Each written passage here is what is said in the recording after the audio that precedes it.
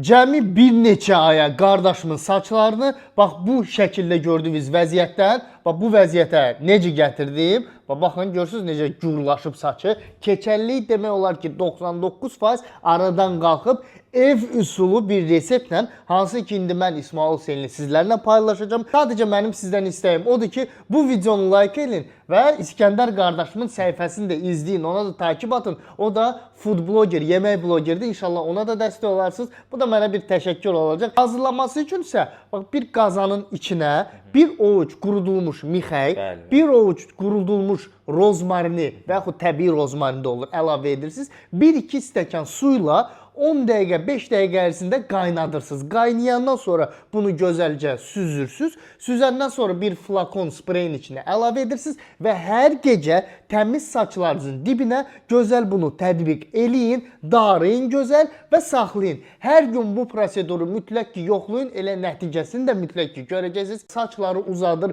seyrəkliyi yox edir. Ona görə keçəl dostlarınızla paylaşın ki, onlar da faydalansınlar və arıqlamaq istəyirsinizsə, təbii şəkildə %100 nəticə ilə mənim izləyicilərim kimi bir aya 10-15 kilo mənə WhatsApp-a yazın arıqlama proqramı, hər birinizə məlumat göndəriləcək. Videonu da like edin, İskəndəri izləməyi unutmayın.